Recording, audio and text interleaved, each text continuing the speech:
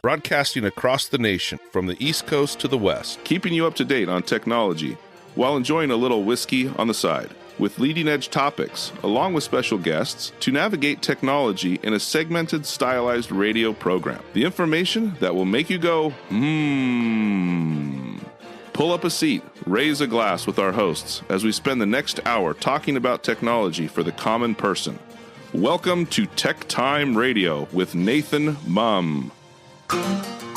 Welcome to Tech Time with Nathan Mumm, the show that makes you go, Technology news of the week, the show for the everyday person, talking about technology, broadcasting across the nation with insightful segments on weeks ahead of the mainstream media.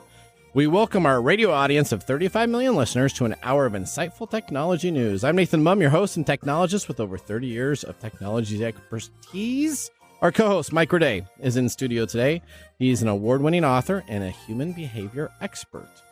Now, we are live streaming during our show on 5 of the most popular platforms, including YouTube, Twitch.tv, X, Facebook, and LinkedIn. We encourage you to visit us online at techtimeradio.com and become a Patreon supporter at patreon.com/techtimeradio.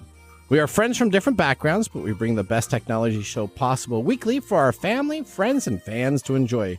We're glad to have Odie, our producer, at the control panel today. Welcome, everyone. Let's start today's show. Now on today's show.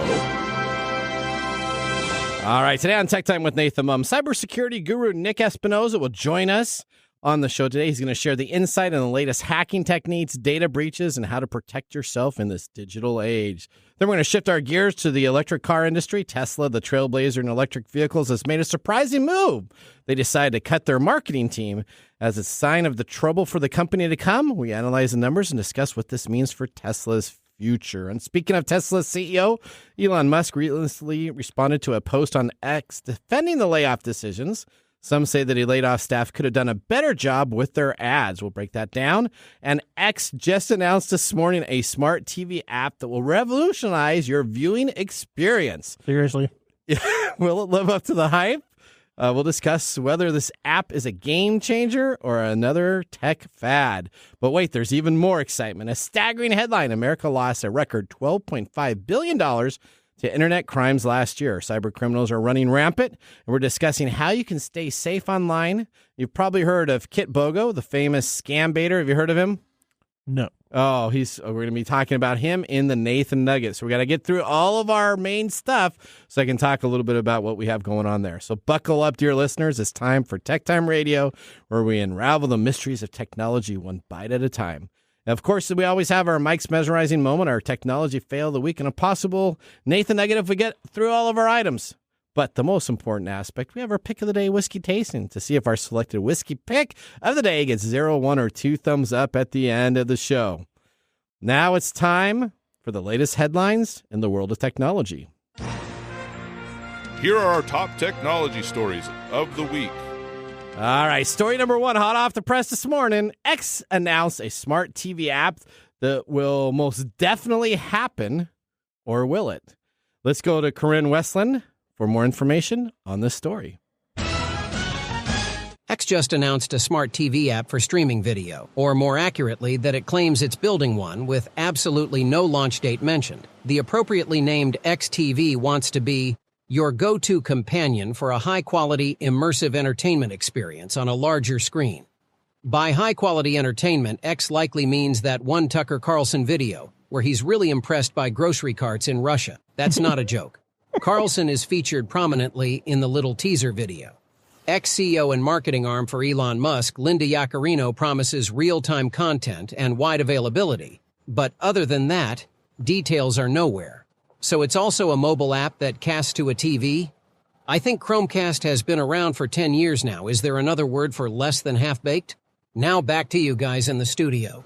Wow, Corinne is going off on. Wow. I don't know about this. Look at Mark over here. He's got like 2 thumbs up. He's like, Corinne's my buddy. Well, okay, so here's what we got. X announced. XTV. Right? XTV. This sounds like Sounds like something that doesn't show up on your motel bill.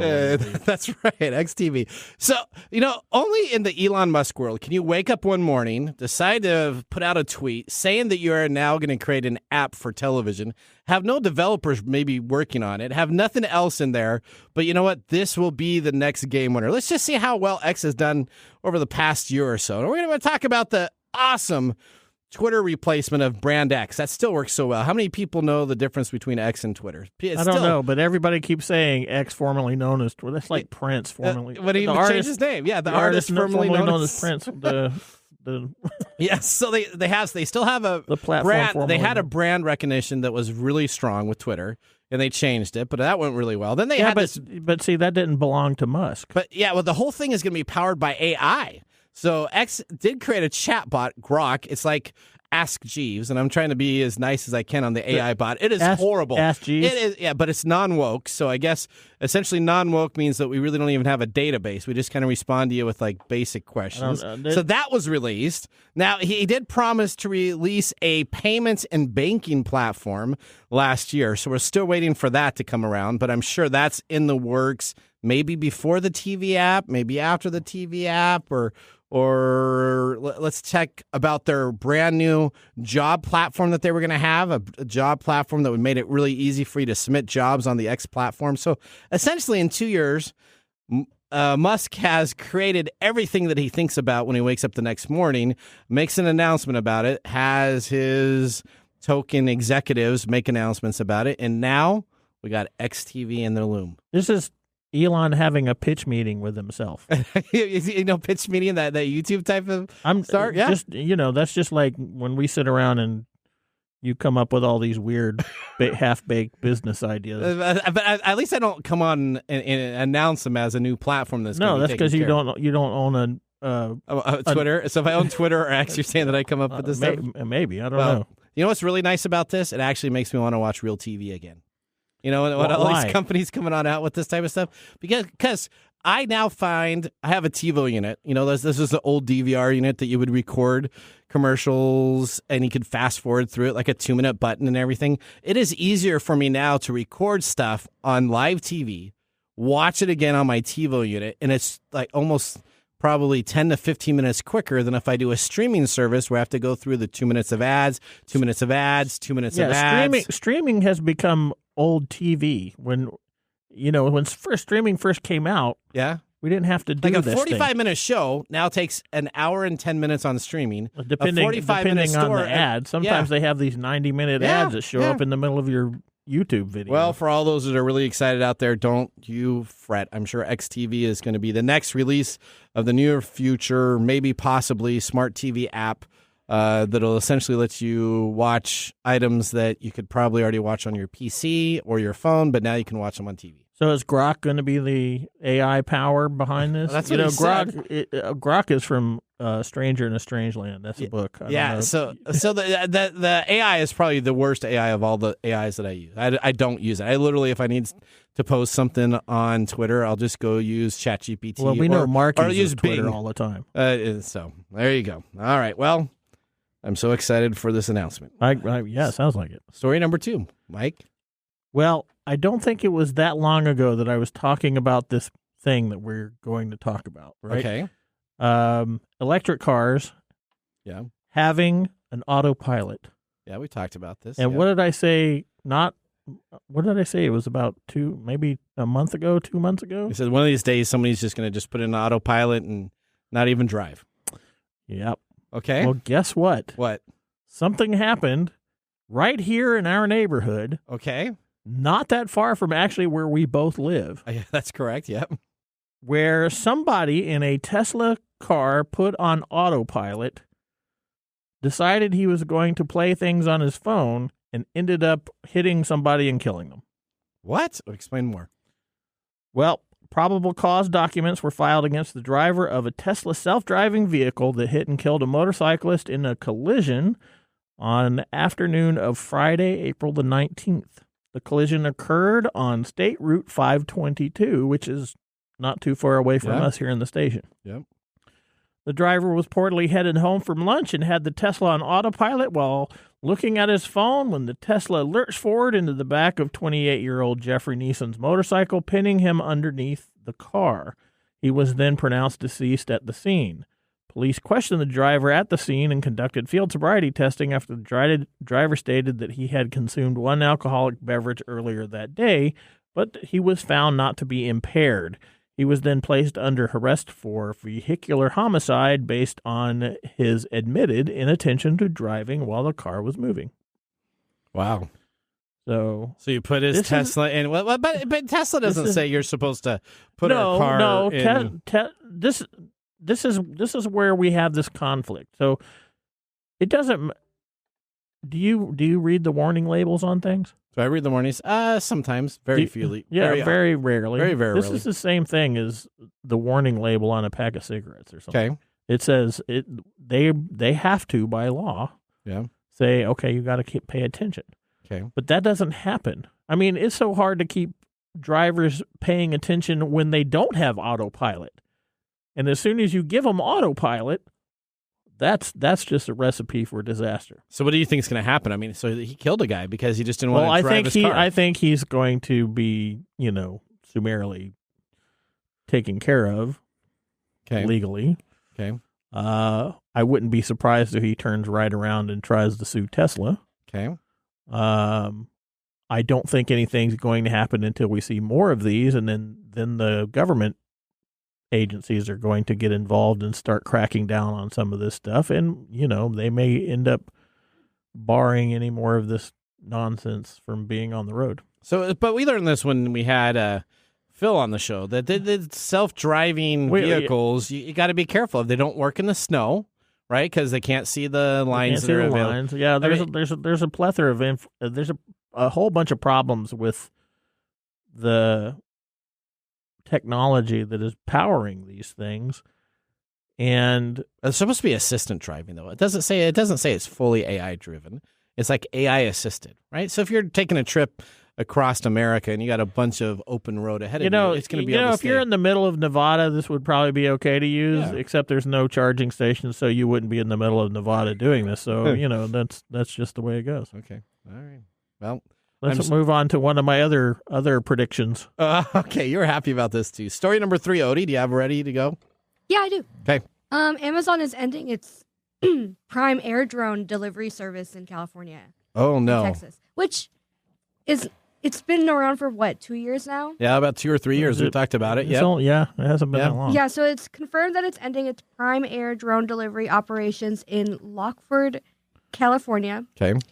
Which is home to about 3,500 people, which is the company's second U.S. drone delivery site after College Station, Texas. Okay. The Amazon is not offering details about why they're doing this. Okay. But they're only saying, quote, "We'll offer all current employees opportunities at other sites and will continue to serve customers in Lockford with other delivery methods. We want to thank the community for all their support and feedback over the past few years," end quote. Is it because these drones just can't deliver too much? I mean, it's a very limited subset of what if I ordered 2 hard drives and I think there's probably a lot of logistic problems that go along with this, but I have this view that there are people in their backyard with shotguns and they're just shooting them down. Just shooting them out of the sky. California? Sure. Yeah. Well, it doesn't really the article doesn't state why because Amazon's not saying why. Correct. But well, you got airspace, so the FAA has to be a problem, right? It is a problem. Okay. Also, with the fact that they're offering same-day delivery, I just don't think it's... You don't need it. You don't need it. I mean, it is amazing now. I'll order something Saturday morning, and it comes Saturday afternoon to my house. Yeah, depending on what it is. Yeah, I literally now sometimes will pay $2 or $3 more to get that item delivered the same day, and if I don't get it the same day, I actually feel disappointed. 2-day now doesn't seem acceptable to me in Prime. Well, I don't know. I have my track record with Amazon deliveries are like 60-40. Okay. 60% they get it there when they say they're, and 40% of the time I don't get it for 3 weeks. Oh, really? Yeah. Okay. Yeah, because when I moved into my new apartment, I had to order all my furniture, and I was doing a lot of that through Amazon, and I would get a notification, the Sorry, this Sorry, isn't the going to be delivery driver. delivered today. We don't know when it's going to be delivered. It's probably going to be delivered in like 2 weeks. Oh, wow. What are you ordering off of Amazon that it takes so long? See, that's another thing. I ordered. not ordering, one of like, one of prime them was stuff. a bookshelf that I ordered. Another sense. thing was a bed frame. Why'd you just go to IKEA? Because I Because don't he's not a single bachelor. I don't have a truck to haul stuff around in, so I just get stuff delivered and then I build it in my little tiny Okay, that makes sense. apartment room. But yeah, so they've been running into expansion issues with other states because of all the regulations surrounding drones. This does not affect the pharmacy meds that they're delivering in Is that Phoenix area or something like that? No, it's Texas. In Texas, okay. In So they can College still, Town. so you can still get your meds and pills and College Station. and all your uppers and downers delivered. I feel to like that's drones. even more dangerous than I don't know. You know that when you say stuff like that and we talk about this stuff, there's always something in the back of my head that's like laughing. Is it? Yeah, because that's a little crazy. I just think, Because you have a drone. You have a drone that's delivering your medications, Right. right? Yeah. That's like What? anybody can intercept that. well, that is kind of Well, interesting. yeah, but Hopefully, you're not ordering. Like people are running I see around. the 420 companies I down don't know. there. They got little drone I don't services know. they're dropping. That's just the way my brain works. Anyway. I'm thinking that they shoot them down and this go is a get drugs fail and on sell Amazon's them. part, in my eyes. Yeah, this was a big thing they did. But now they'll just steal your internet with the sidewalk option and underneath each of their devices. Yeah, So, you got to be careful of that. yeah. That's I what was we told talked that Xfinity has a sidewalk. Yeah, you feature. told us that. That was Yeah. good too. Yeah, everybody's doing that. All right, we ready to go to story number 4 here? Documents found on a North Korean server suggest U.S. studios may have unknowingly sourced animation work in North Korea. Let's go to David Larson for more on this story. North Korean illustrators and graphic designers appear to have helped produce work for U.S. animation studios unbeknownst to those companies, suggesting that unreleased episodes of a few popular American cartoons could include work from one of the most closed-off economies in the world. The revelation comes from a trove of documents recently discovered by U.S. researchers inside a computer server housed in North Korea. It's unclear how the files ended up in this tightly controlled portion of the Internet, since the U.S. has imposed strict sanctions prohibiting American companies from doing business with the nuclear-armed regime. In addition to drawings for an upcoming season of the Amazon Prime video show Invincible, the files also contain sketches and videos that resemble work for Iyanu, Child of Wonder, a superhero series slated to air on Max. This sounds like someone was either outsourcing to the wrong company, or could this have been known? Wow, he really posed a head scratcher. There you go. Was this known about this? So essentially, I love this guy. Okay, so Nick Roy, a Boston-based cyber sleuth who regularly scans the North Korean internet as a hobby, found this North Korean website that outside visitors didn't need a password to access. And he unlocked all these animation sketches and shared them with the center of a Washington-based think tank. The documents were a series of Chinese instructions that have been translated into Korean.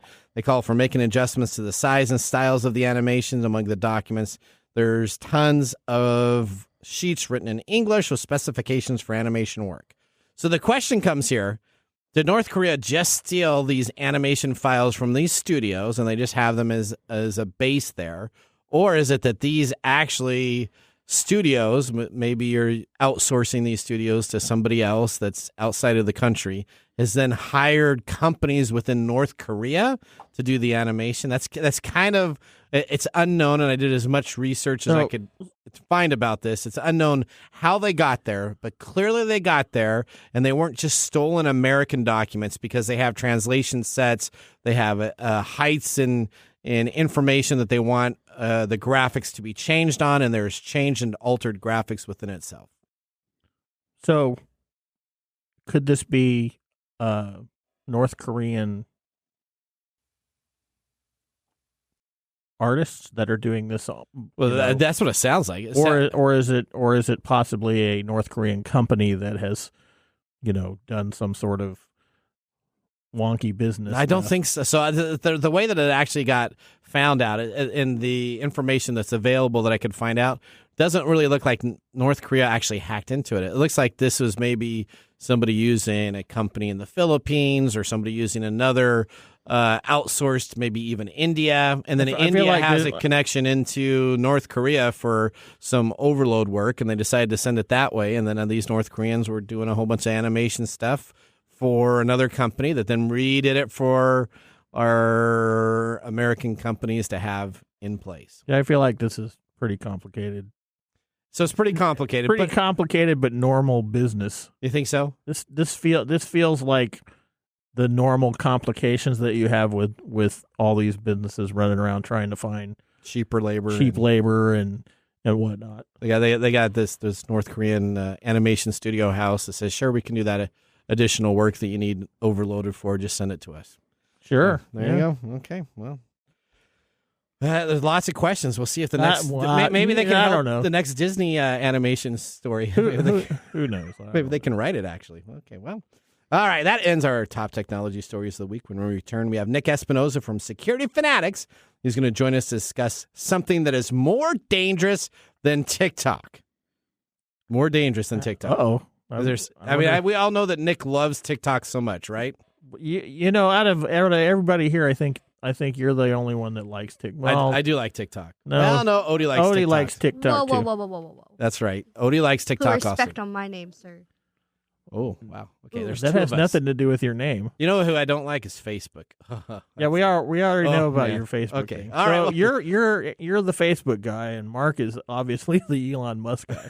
There you go. All right. Well, you're listening to Tech Time Radio. Make sure you join us to find out what's more dangerous than TikTok after this commercial break. This is Mark. And Greg. For Copiers Northwest. With a terrific offer. Called Printer Care Plus. It's simple. Buy HP printer cartridges from Copiers Northwest and we'll service your current printers for free. That sounds too good to be true. It's made possible due to our HP Copiers Northwest relationship. Copiers Northwest is an HP Platinum partner. One of only 2 in the entire Northwest. And now with Printer Care Plus, Copiers Northwest will provide free printer service. As long as they purchase genuine HP cartridges from Copiers Northwest. That's right. IT departments no longer have to service printers. Or fix paper jams with Printer Care Plus. They can focus on more strategic initiatives. And let our experienced technicians keep their HP printers up and running. Sounds like a love-love relationship for IT departments. Don't get too carried away. So how do they get more details on Printer Care Plus? Call Copiers Northwest today, 206-282-1200, or visit copiersnw.com. Copiers Northwest. New ideas, new solutions.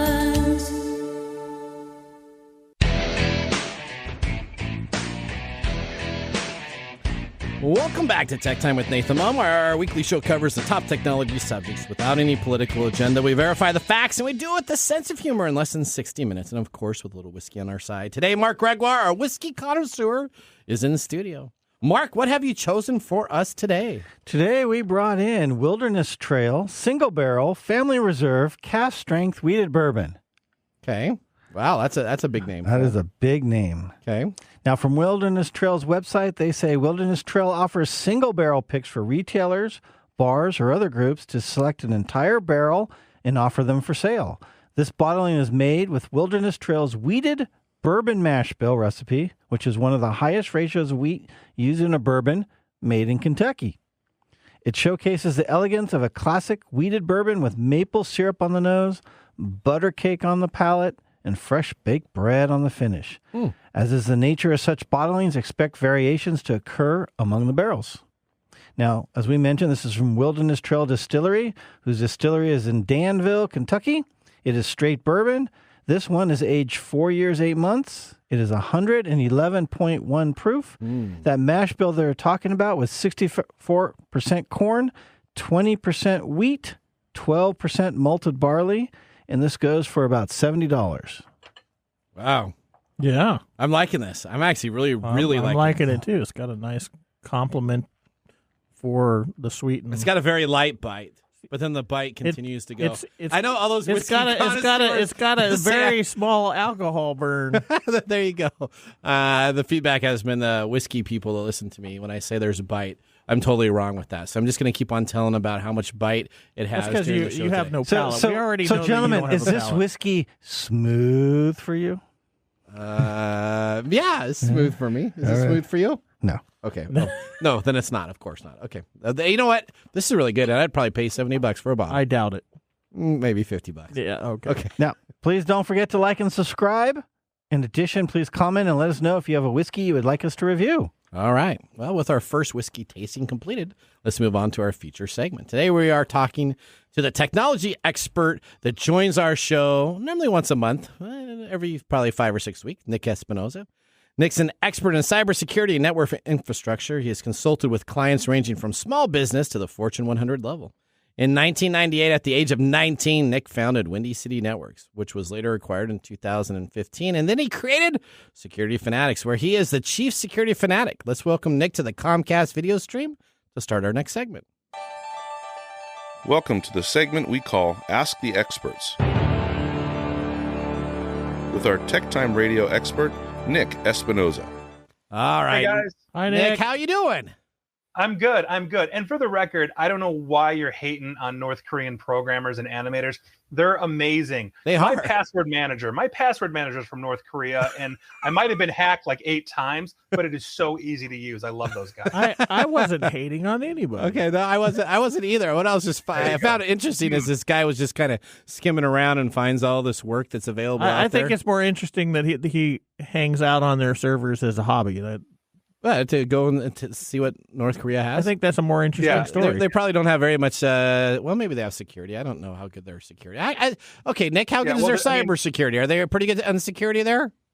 Yeah, well, the 6 people in North Korea that actually have access to the internet, it's a pretty small footprint to defend, but they are very good at hacking, and they have run many different scams on South Korea and their other neighbors, basically stealing things, breaking into things, and their cyber army, if you will, doesn't go usually for espionage. They go to steal money because, quite frankly, they got to feed their people. So it's a North Korea's a very interesting case. It's a cottage industry. That's right. It really is. Yeah. All right. Okay. Now on April 15th, the Rootkit ransomware gang said it was planning to launch a cyber attack on DJI for supplying drones to Ukraine with the conflict with Russia. What happened to these drones?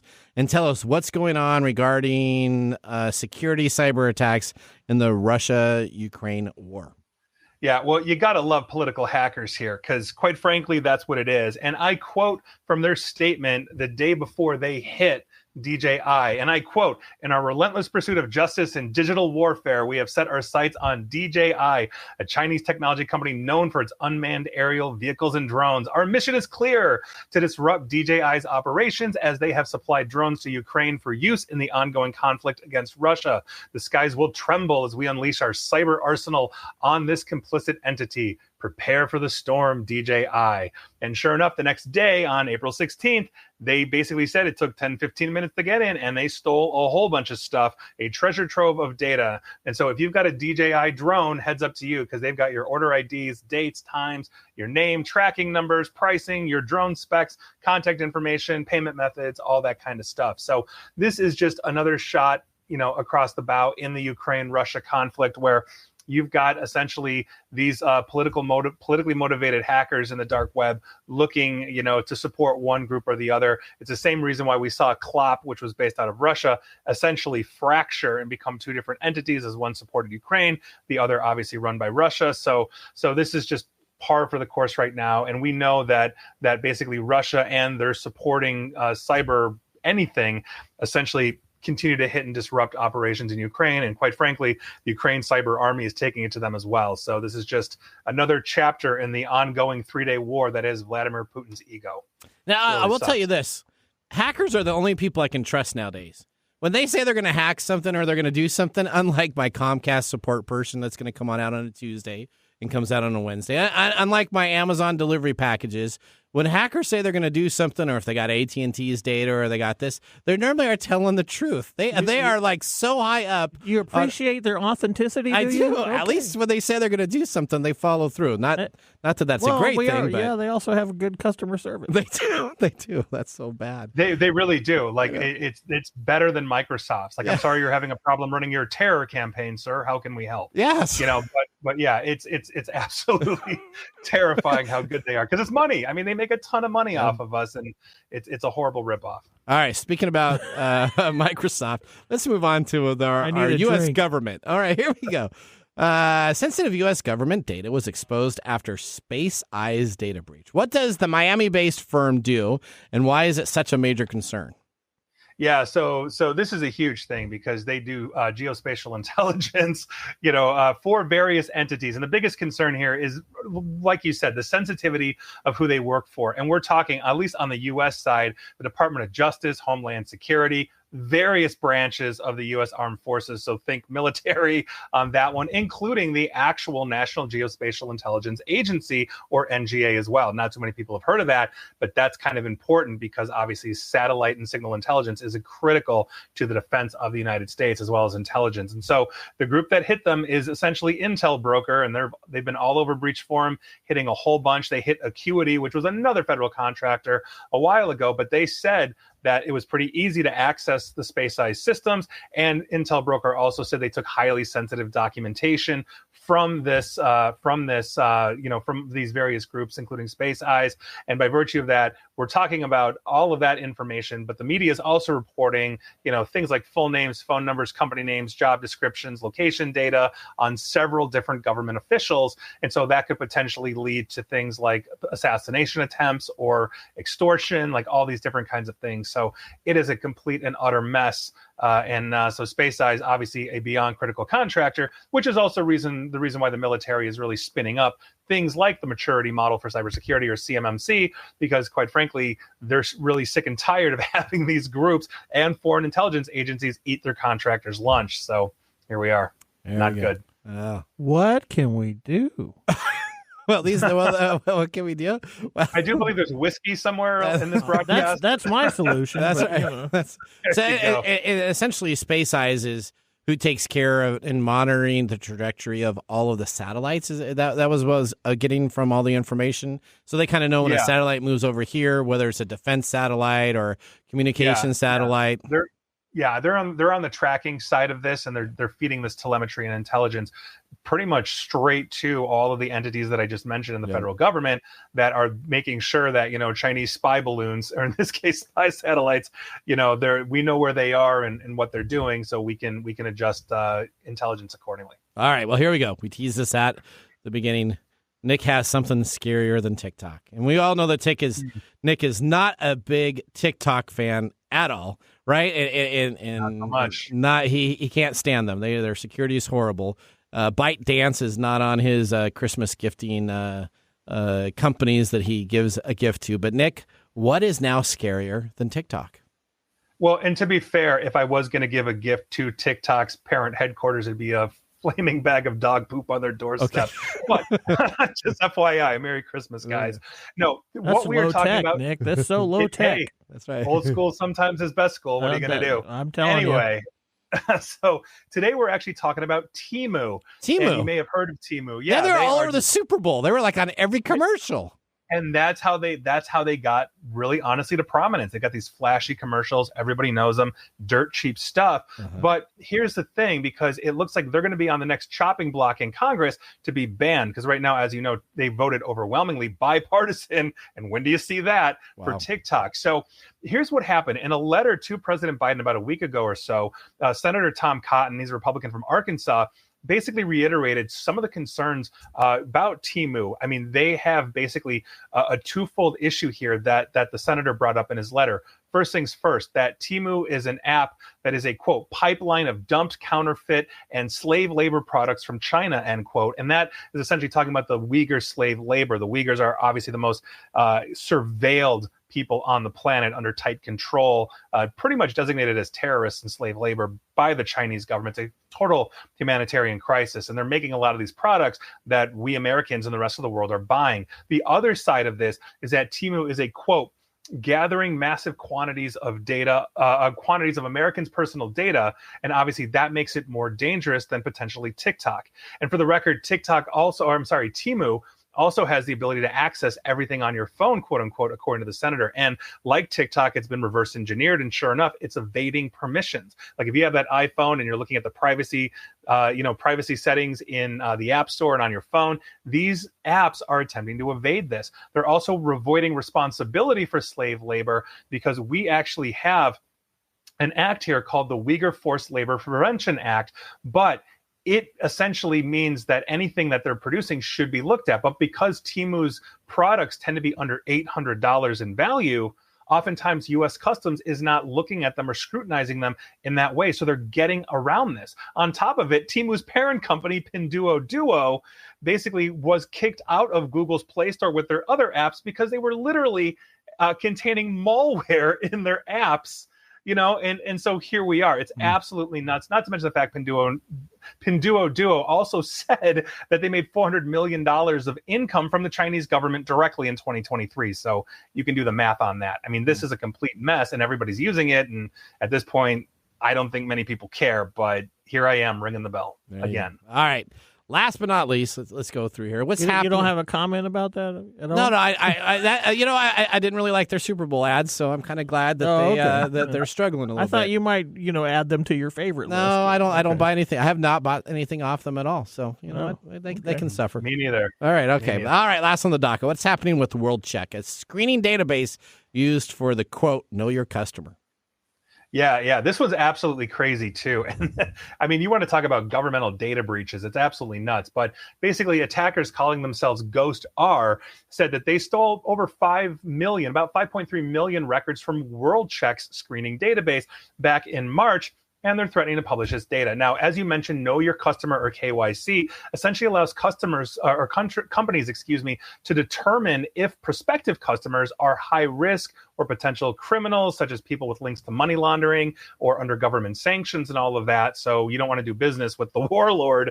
A Know Your Customer service is, one of those things, and WorldCheck is one of the biggest. Now, a portion of the stolen data that was seen by publications, essentially, and this was stolen by a third party that was using WorldCheck, not WorldCheck directly, contained records on thousands of people. And this is, again, just the sample of thousands of people, which means it's a huge data set. But we're talking about government officials, current and former, diplomats, private companies whose leaders are considered politically exposed people, think people like that are at higher risk for involvement in corruption or bribery at the governmental level, not to mention people that are potentially linked to organized crime, terrorism, all this kind of stuff. So this is a huge, huge list of essentially who's who of Panama paper, but for bad people. It's the who's who that you get when you graduate. Right? Remember, you pay that $20 to be on the who's list, and you get it. This right. is so you want to know all the drug dealers. You can just get your list of drug dealers, your money launderers, and just all available. You know too many things about this stuff, dude. What's that?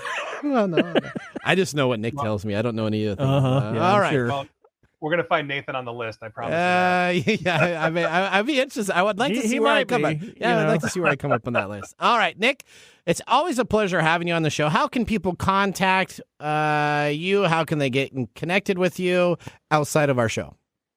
Yeah. So obviously, feel free to connect to me on like LinkedIn or Facebook or Twitter. I'm not using the other word because.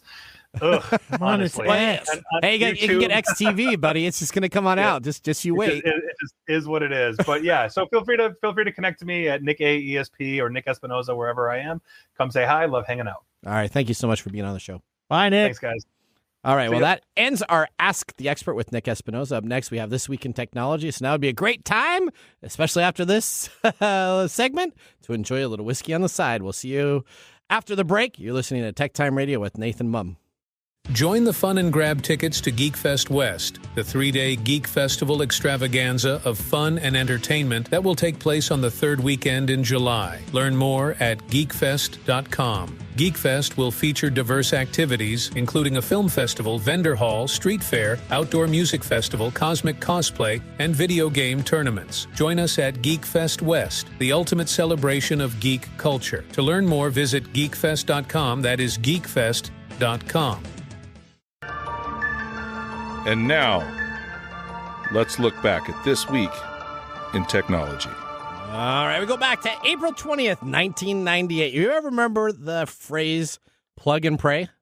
Yes. All right. Well, during the Comdex spring of 98 and Windows World shows in Chicago, a public demonstration of the soon-to-be-released Windows 98 goes awry when Bill Gates' assistant causes the operating system to crash after plugging in a scanner. Instead of showing the plug-and-play capabilities that they were trying to demonstrate, a blue screen of death is visible by the entire audience, which immediately erupts in laughter.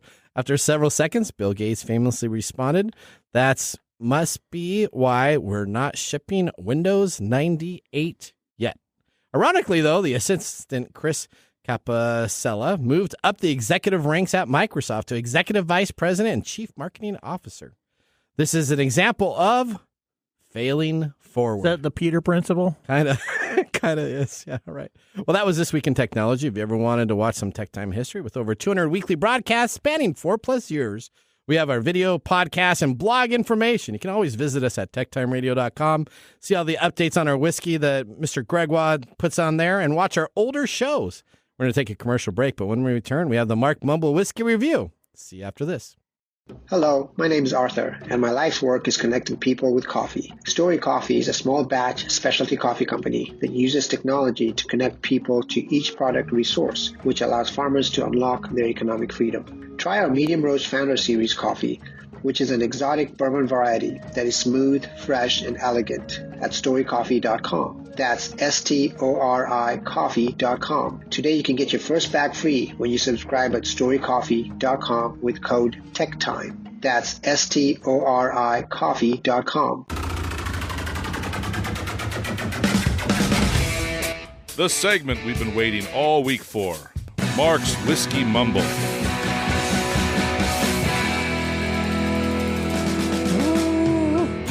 All right. So excited about April 23rd. Okay. I may know what this is today. All right. I have not looked at this because it was in my Elon Musk thing. All right. Today is National Take a Chance Day. Is that correct? If you change your mind, take a chance on the first day. Is that what it is? It is. Oh, I got it. You spent a lot of time on ChatGPT for that. No.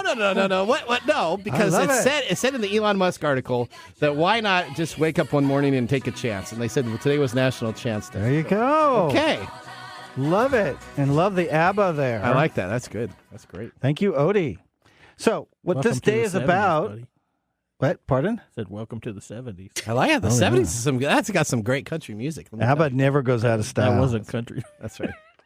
So today is about sticking your neck out and going for it, Mike. Okay. You've heard it said the biggest risk is not taking one. Still, taking chances just don't come naturally for many people. If you fall in that category of risk averse, today you may find some inspiration to finally take that leap and go for your dreams you have been hesitant to pursue. You hearing that, Mike? Oh, wow. Maybe I should find something to take a chance at. I don't know. That sounds good. Okay. All right. All right. Okay. Quit tech time, move to the islands, No, that's, retire. He'd do that in like a second. That's my goal in life is to retire and hang out on a beach. Just beach bum the rest of my life. Would you sleep on the beach as well as or would you want to have a little shack? I want a little shack. Oh, you wouldn't do van life or anything like that? No, I just Too old for it? Yeah. Just do a little shack with a hammock. A little shack with a hammock would be awesome. Okay, there you go. All right. Okay. So beach bum. Our friend Greg McNabb, he retired, but he became like a ski bunny. Yeah, he does. Yeah. or now he just mixes with his hands into everything. Did he take a chance on that? Yeah. He probably did. There you go. All right, let's talk about Wilderness Trail. Okay. So, co-founders Shane Baker and Pat Heist in the late 90s were in a rock band together called Fulcrum and quickly realized they needed to chase another dream. so they took a chance. Oh, In 2006, their journey began with a passion for creating whiskey. So in 2020, Wilderness Trail also partnered with Wave Digital Assets, an SEC-registered investment advisory firm, to launch a whiskey barrel fund that may tokenize its shares in the future. They took a chance on that, and they have sourced up to 2,700 barrels from the distillery since that data launch to capture value appreciation associated with that aging Kentucky whiskey. Mark, do you come up with that wording all by yourself? Yeah, he's a writer. There's a little That's chat funny. GPT. No, that was actually, I'm like thinking like Mark has a better command of his English styling, styling? his little stylings than Nathan, who uses Chat GPT to come up with his one. Well, that's all right. Okay. Now, this particular whiskey we're drinking is a classic wheated bourbon. Now, I am surprised it's only 4 years, 8 months, as it tastes more mature and refined for my palate. This is an easy drinker, a delicious couch pour for me. This is almost a dessert bourbon, except it has a nice fruit and wood notes that helps round it out. And I brought this in because I'm thinking Nathan and Mike Sweet Tooth will be liking this drink. And it's about time I'm loving this. Mike just really loves something. So I brought in the sweetest one I could find. I'm really enjoying this. Yeah, this is a really nice tasting, sweet finish. It's got a yeah, it's good. It's good. You like those weeders? It's smooth. It is. It's smooth. not very much bite. There you go. All right, Mark. And how much does this cost? $75. $70. $70. Okay. What's the after secondary, Mark? There's no secondary on this one. Okay. All right. Well, thanks for that mumble. Whiskey and technology. What a great pairing. Nathan's still not going to buy it. Just like peanut butter and chocolate, also known as Reese's peanut butter cups. Yuck. See, that's what I'm saying. What's that? Mark doesn't use Chat GPT. Comes up with better stuff. Well, okay. That wasn't ChatGPT. They didn't do that. All right. Just pure Nathan. Yeah, that's just pure Nathan. Let's prepare for our technology fail of the week. Brought to you by Elite Executive Services. We are out of time. Congratulations. You're a failure. Oh. I failed, did I? Yes. Did I? Yes.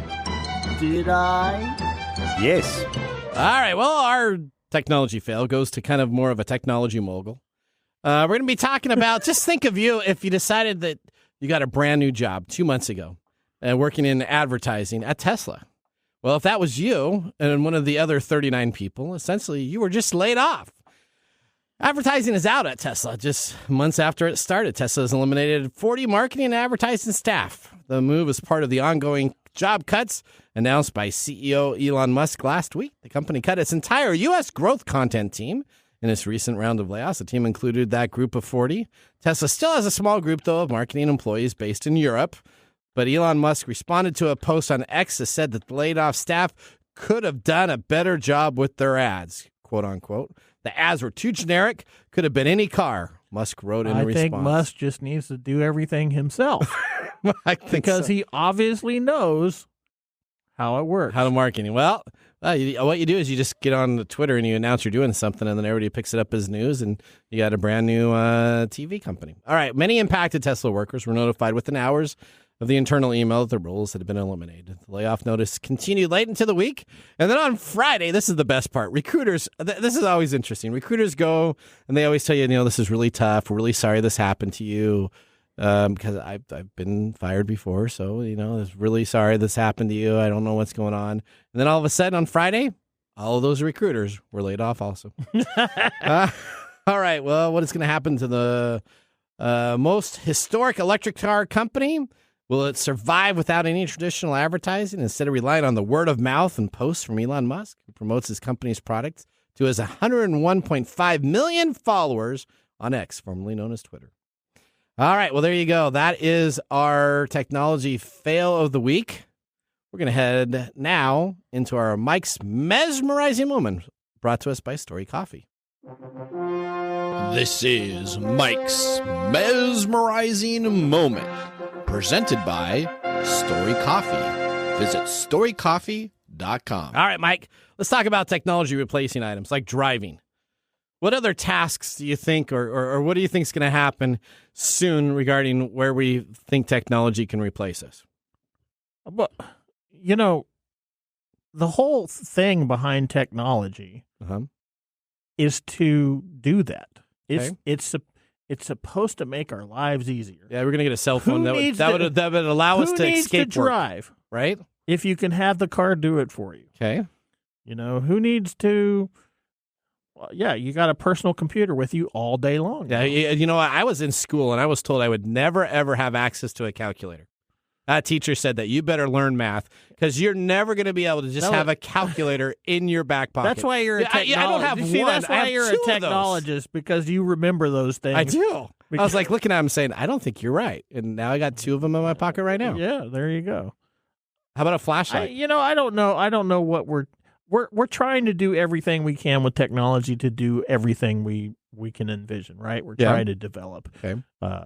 Even time travel, we're trying to develop these concepts for time travel. We're trying to develop not aging, right? Yeah. We're trying to figure that out. We're trying to do all these things with technology that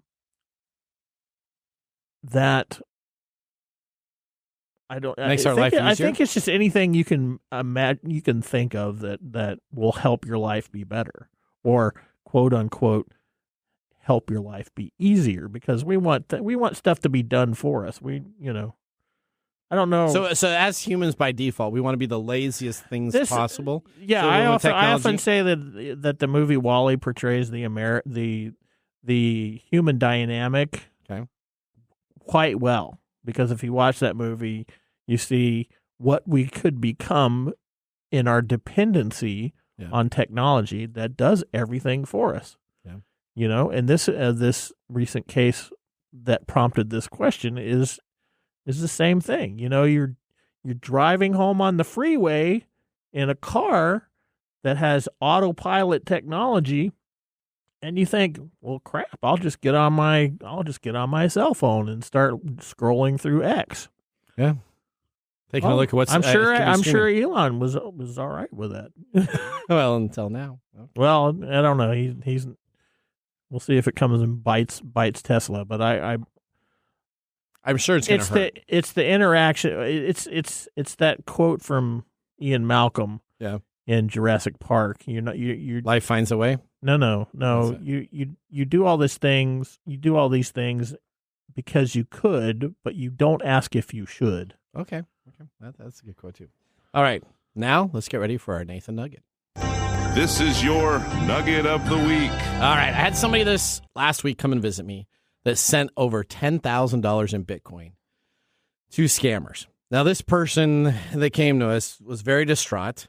Essentially, she said that she had a 3-man team that was helping her save money because Russia and other governments were trying to steal her money. Now, supposedly, she had access to a representative of her bank.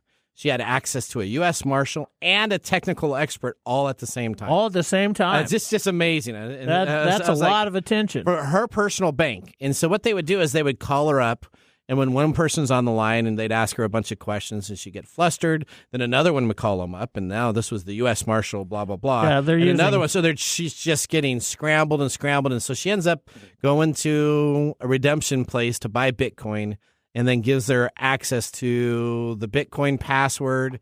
They steal all the money from her. There's nothing they can do. It's, that $12.5 billion in the internet crimes last year happened specifically like targets like this. Yeah, that's why I like the Beekeeper movie. Yeah, the Beekeeper movie is a good movie. If you want to watch about cyber criminal games, Beekeeper was a very good movie. I saw it. It makes it kind of look a little Hollywood stylized, but it's pretty Hollywood pretty style. But I think that's a good way of dealing with this. So, have you heard of the comedian YouTuber called Kit Boga?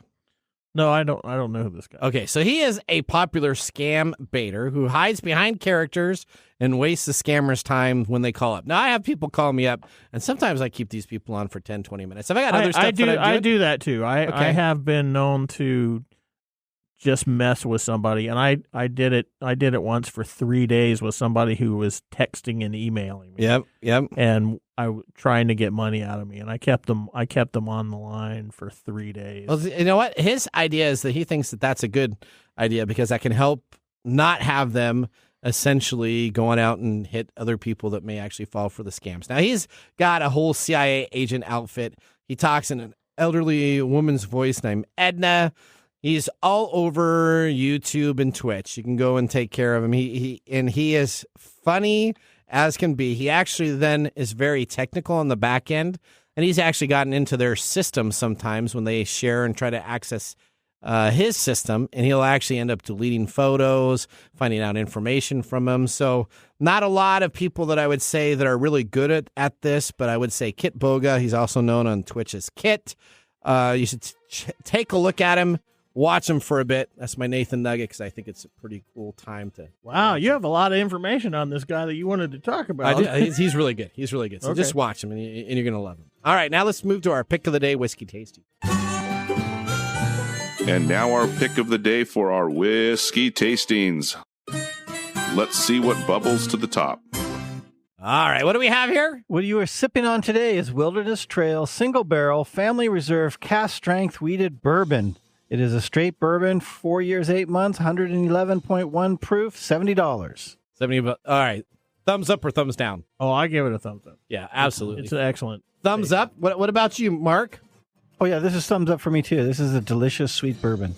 What shelf is it out of your house? The bottom. It's the bottom shelf. Yeah. That's not even one of your top shelf ones. No. Oh, wow.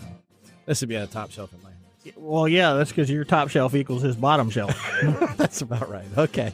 Well, we wanted to say to everybody, thank you for joining our show. We would love to see you back here next week. Remember, like and subscribe. And the science of tomorrow starts with the technology of today. See you next week. Thanks for joining us on Tech Time Radio. We hope that you had a chance to have that moment today in technology. The fun doesn't stop there. We recommend that you go to techtimeradio.com and join our fan list for the most important aspect of staying connected and winning some really great monthly prizes. We also have a few other ways to stay connected, including subscribing to our podcast on any podcast service, from Apple to Google and everything in between. We're also on YouTube, so check us out on youtube.com/techtimeradio, all one word. We hope you enjoyed the show as much as we did making it for you. From all of us at Tech Time Radio, remember, mum's the word. Have a safe and fantastic week.